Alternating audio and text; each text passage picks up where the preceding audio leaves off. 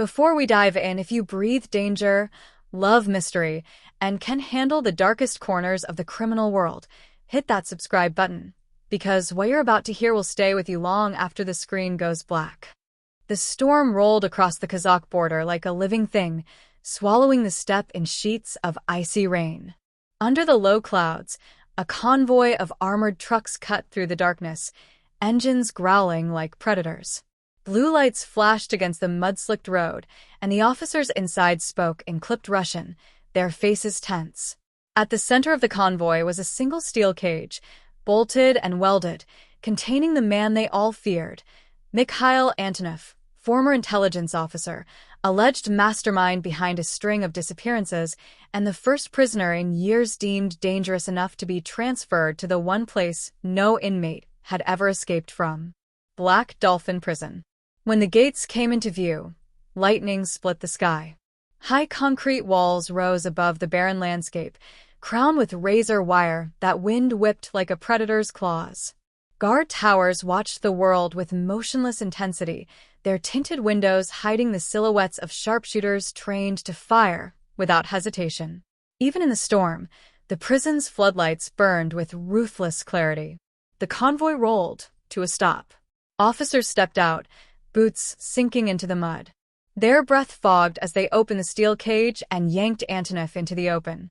Shackled at wrists, ankles, and waist, he remained still, too still, staring at the prison with the calm expression of a man walking toward his own myth. "Move," one of the guards barked. Antonov did not blink. "Do you really think I'm the most dangerous thing entering these walls tonight?" The guard shoved him forward, unaware those would become the last words he'd ever hear from Antonov outside an interrogation room. Inside the facility, everything changed. No prisoner walked upright. They were forced to bend at a 90-degree angle, hands cuffed behind their backs, blindfolded to disorient them. The corridors were a maze of steel and concrete, the air dry and cold, filled with the hum of electrical locks. As Antonov was dragged through the labyrinth, a distant alarm echoed, 3 short bursts. Something had happened. Something bad. The warden, Viktor Sokolov, emerged from his office, his uniform immaculate despite the storm. His voice was calm, but a vein pulsed at his temple. "Why is the alarm sounding?" he demanded. A junior officer stammered, "Sir, an inmate in Block C. He's missing." "Missing?" Sokolov stepped closer, his tone dropping to something lethal. "Do you understand where you are? No one goes missing in Black Dolphin." The officer swallowed. "We've locked down the wing. Cameras show nothing unusual." 1 second he was in his cell, the next gone. The warden glanced at Antonov, then back at his men. "Secure the transfer.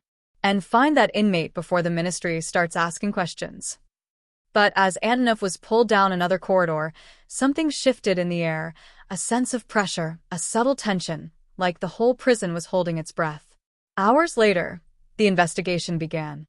The missing inmate was named Pavel Markov, a convicted smuggler with no known connections to violent networks. His cell door showed no damage. The hallway cameras recorded nothing except static for a 3-minute window. The guards on duty swore they hadn't left their posts. It made no sense. No tunnels. No loose vents. No unlocked doors. It was impossible. And yet Markov was gone. Detective Lena Morozova arrived before dawn, called in from the regional capital.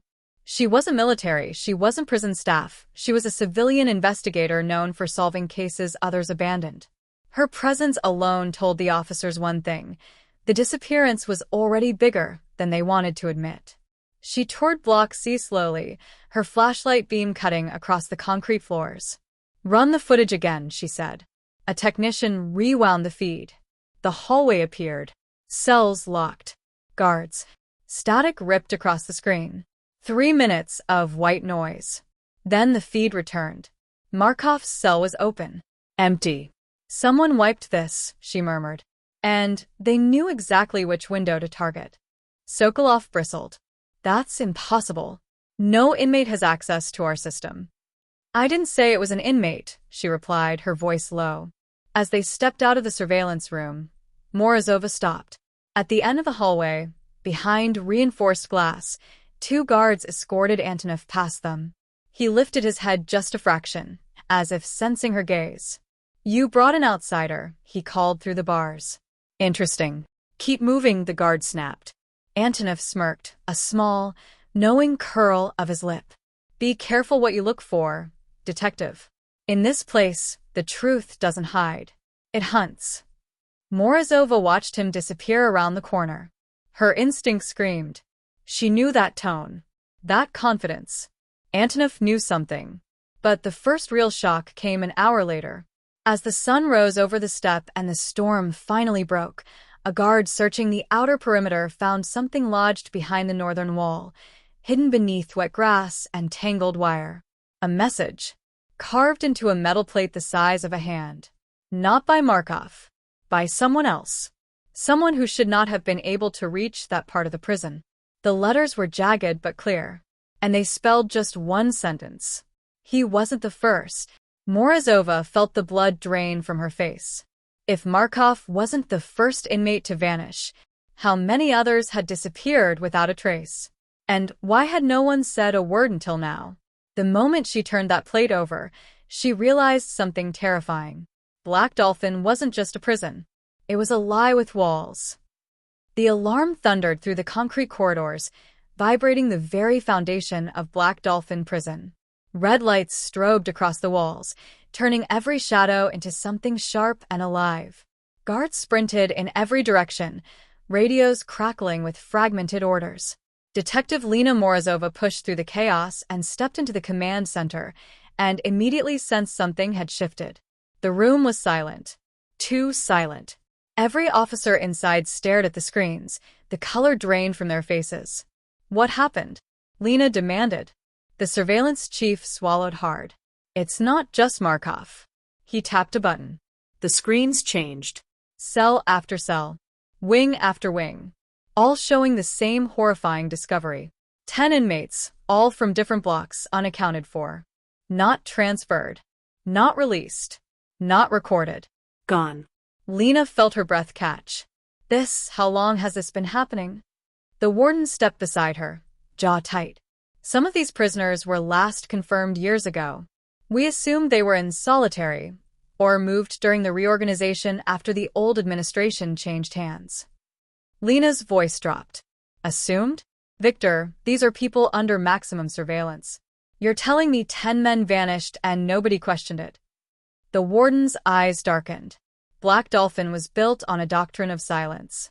When someone gives an order, you follow. You don't ask who signed it. You don't ask why. He exhaled, a rare show of vulnerability slipping through. But now, I fear those orders didn't come from above. They came from inside. Before she could respond, a guard stormed into the room. "Sir, we found something in the transfer corridor." They hurried down the hallway, boots echoing. The guard pointed to a narrow space behind a ventilation column, a place that should have been inaccessible. There, scratched into the metal, was a series of numbers. Coordinates. Lena read them twice. The location was deep inside the prison, an old sub-basement that didn't appear on the modern blueprints. "Warden," Lena said quietly, "what is in sublevel 0? Sokolov hesitated. "There is no sublevel 0. But the look in his eyes told her otherwise. They descended into the bowels of the facility, moving past layers of reinforced doors and forgotten corridors coated in dust. The deeper they went, the colder it became. Pipes creaked overhead like bones, shifting in the dark. Their flashlights illuminated peeling paint and rusted signs from another era, remnants of when Black Dolphin served as a military black site. Finally, they reached a door so old the hinges were fused with corrosion. A single symbol had been painted across it, a black circle with no markings. Lena raised her flashlight. "Open it." 2 guards forced the door until it shrieked and gave way. Inside lay a chamber unlike anything above ground. Rows of iron restraints bolted to the floor. Medical tables under tarps stiff with age. And along the back wall, a massive drain, stained dark from decades of use. A cold shiver crawled up Lena's spine. This wasn't a prison block, she whispered. It was an interrogation room.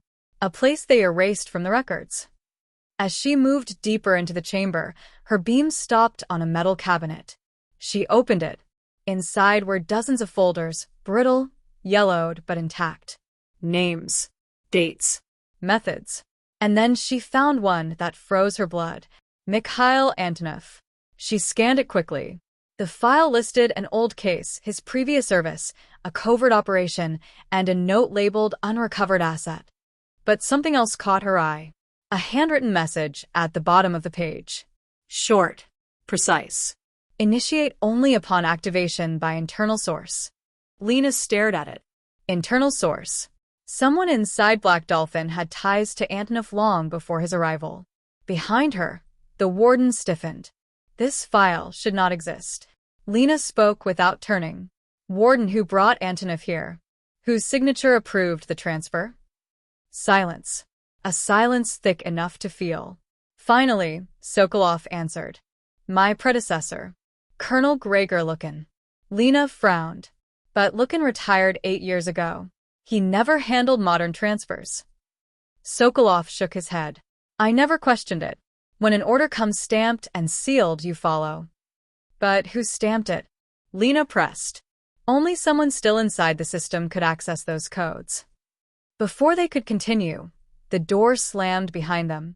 Their flashlights snapped upward, revealing Antonov standing in the doorway, arms shackled, escorted by 2 guards. Only the guards weren't holding him. They were unconscious. Or worse. Antonov stepped forward, chains dragging across the concrete. You're looking for the wrong prisoners, he said softly. His eyes glinted with something cold and ancient. The ones who disappeared didn't escape Black Dolphin. He paused. Black Dolphin consumed them. Lena reached for her radio, but Antonov raised a hand. Before you call for help, detective, you should know there's a reason this room was buried. And why only certain men were brought here. She stared at him, heart pounding. What reason? Antonov smiled, a chilling, deliberate curve of his lips. The truth isn't in these files. He pointed to the drain in the floor. It's beneath them. And then the lights went out. The entire sublevel plunged into mechanical silence. A blackout. Total. Somewhere in the dark, something heavy scraped across the floor. Something alive. Something waiting. Lena's voice trembled. Antonov, what did you bring us into? His whisper slithered through the darkness. The part of Black Dolphin no one was meant to see. Darkness swallowed the chamber whole. The only sound was the ragged breathing of the officers and the slow, deliberate scrape coming from somewhere beyond the drain.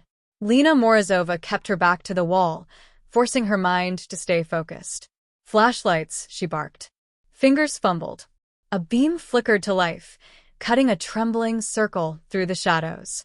Antonov stood perfectly still, head tilted slightly, listening, not to them, but to the deeper sounds beneath the floor. He almost looked amused. Do you hear it, detective? That rhythm like metal dragging across stone. The warden gripped his pistol. What is down there? Antonov didn't answer. Instead, he stepped closer to the drain and tapped his boot lightly. 3 seconds of silence. Then a tap echoed back from beneath the floor. Lena's blood turned to ice. That's not possible, she whispered. Antonov smirked. Oh, it's very possible. And very real. You just never bothered to look under your own prison. A grinding sound shook the chamber.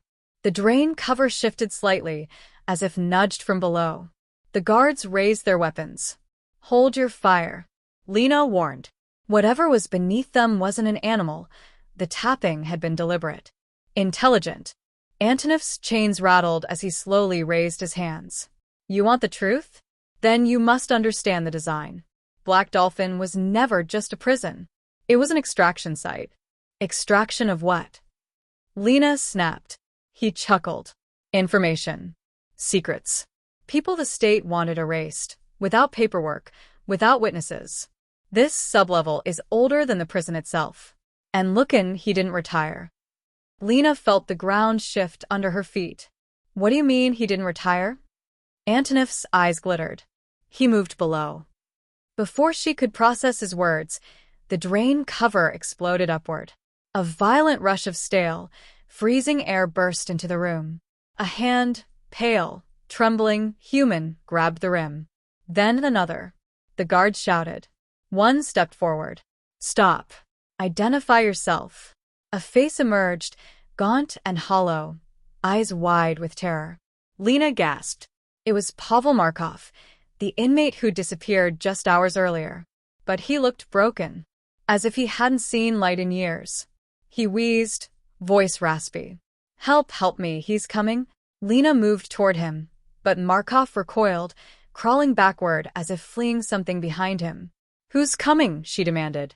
Markov's eyes darted upward toward the stairwell. Not toward the drain. Toward the doorway. Heavy footsteps echoed down the corridor. Slow. Controlled. Not panicked. Not rushed. The warden raised his weapon. Identify yourself. A tall figure stepped into view, wearing the old Black Dolphin officer's coat, its insignia faded, the fabric torn from age and moisture. His boots dripped with subterranean runoff. He stepped into the light. Lena's heart nearly stopped. It was Colonel Gregor Lookin. Alive. A man who'd supposedly vanished from public record years ago, declared retired, then quietly forgotten. But his skin was pale, almost paper-like. His eyes sunken. He didn't look like someone who'd chosen to live underground. He looked like someone who'd been kept there. Warden Sokolov's voice cracked. Impossible, you signed my appointment. You ran the prison before me. You. Lookin cut him off with a hollow whisper. I never left, Victor. I was reassigned. Antonov spoke behind them. Assigned to what? To keep the machine alive. Lena stepped forward. Colonel Lookin, what's happening here? Why are prisoners disappearing?